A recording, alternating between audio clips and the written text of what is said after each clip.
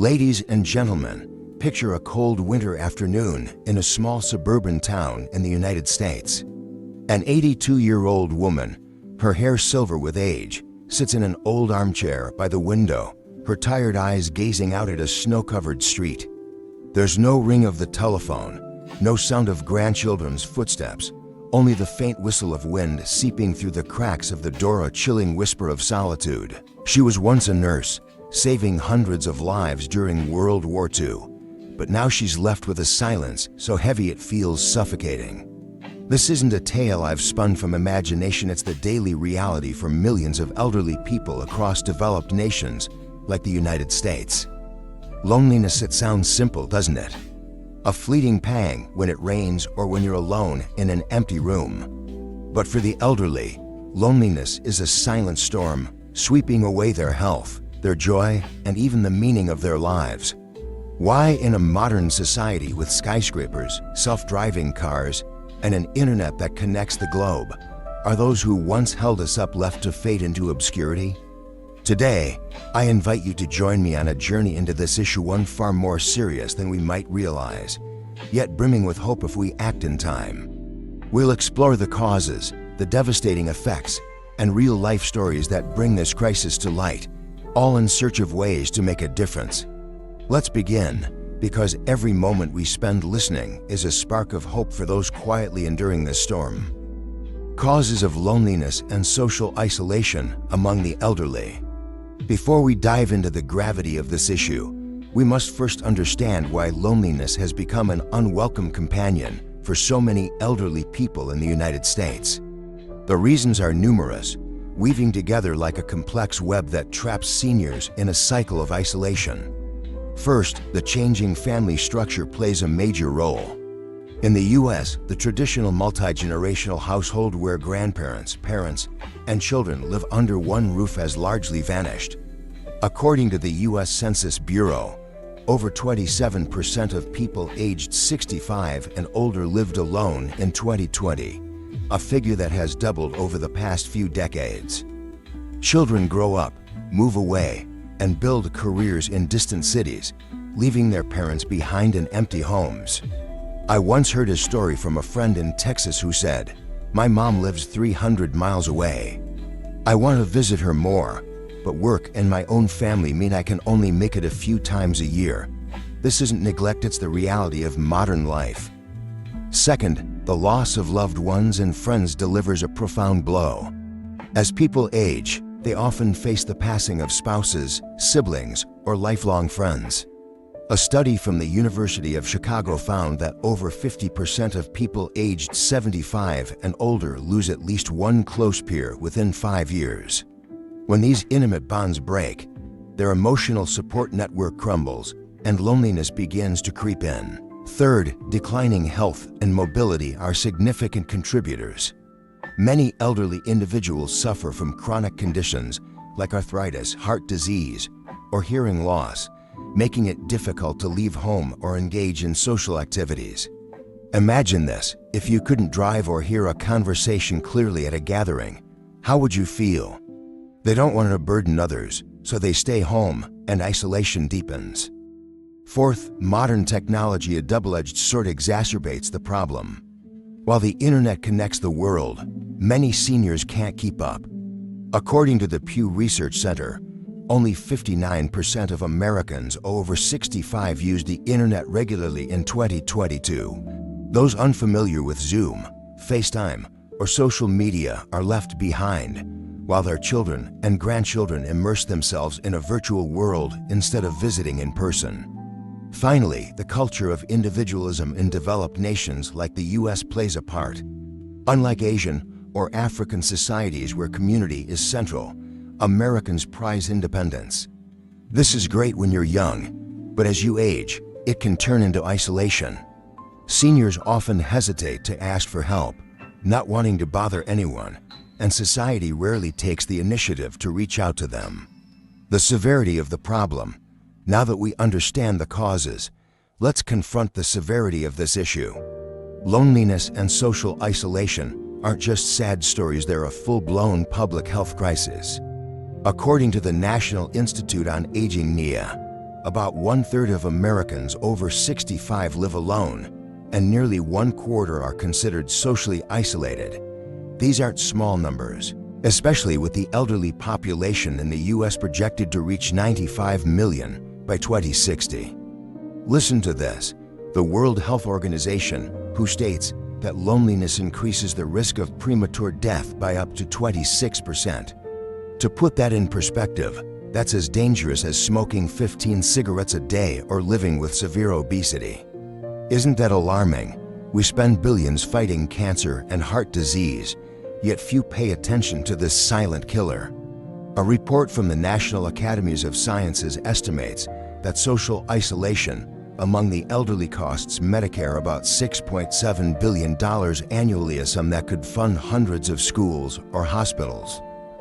Loneliness isn't just a passing sadness, it erodes both the body and the mind. Physically, it heightens the risk of cardiovascular disease, high blood pressure, and weakened immunity. A study from Brigham Young University found that socially isolated individuals face a 32% higher risk of stroke and a 29% higher risk of heart attack compared to those with regular connections. Why, when you're lonely, your body produces more stress hormones like cortisol, which damage blood vessels and immunity over time. Mentally, loneliness is a trigger for depression, anxiety, and cognitive decline. Imagine going a day without speaking to anyone. How would you feel? Now multiply that by hundreds of days. Research from the University of California shows that lonely seniors are twice as likely to develop Alzheimer's disease compared to those with strong social ties. Without conversation, the brain loses stimulation, gradually shutting down and losing its ability to regenerate neurons. Beyond that, loneliness leads to practical consequences. Isolated seniors often neglect self-care. They skip meals, forget medications, or avoid doctor visits. Data from the Centers for Disease Control and Prevention (CDC) reveals that elderly people living alone are 50% more likely to fall and require hospitalization than those living with family. To bring this to life, let me share some real stories. First, there's Helen, a 78-year-old woman from Ohio. She was once a seamstress, renowned for her stunning wedding dresses. But after her husband passed away and her children moved to California, she lived alone in a small apartment. Neighbors only discovered her death when an odor spread from her home. She'd been lying there for 3 days unnoticed. This isn't rare. The New York Times has reported hundreds of similar cases annually across the U.S. Then there's Robert, a 70-year-old from Florida. He was a construction engineer, but after retiring, he lost touch with colleagues and friends. He told me, "I spend all day watching TV, but sometimes I turn it on just to hear human voices." He didn't want to bother his kids, who were busy with work and their own children's school. One day, he fell in the bathroom and had to crawl to the door for help. He said, "I'm not afraid of dying, I'm afraid of living without anyone knowing I'm here." Picture loneliness as an invisible storm. It has no thunder or lightning, no rain or wind, but it sweeps away everything: health, hope, and beautiful memories. I'd like you to try a little test right now. Close your eyes for 10 seconds and imagine not speaking to anyone for a week. No phone, no friends, no family. How does it feel? Suffocating, empty. That's the daily life of millions of elderly Americans. But think further. If the elderly are trees in our societal forest, loneliness is a prolonged drought. Without water, without care or conversation, they wither, and the whole forest loses its shade. I once read a saying, "A society that abandons its elderly forgets its roots." Do you agree? To make this more engaging, imagine we're in a sci-fi movie. Loneliness is a virus spreading through empty homes, silent phones, and unvisited streets. Unlike in films, though, we have a real vaccine: care, short phone calls, smiles from neighbors. Here's a surprising twist. Did you know that in Japan, another developed nation, they've invented robots to chat with lonely seniors? Why hasn't the US, with its cutting-edge tech, done the same? I believe the answer lies not just in machines, but in our hearts. Programs like Friendly Visiting in the UK where volunteers visit seniors weekly, have cut depression rates by 40%. Why not try that here? We can't let this continue.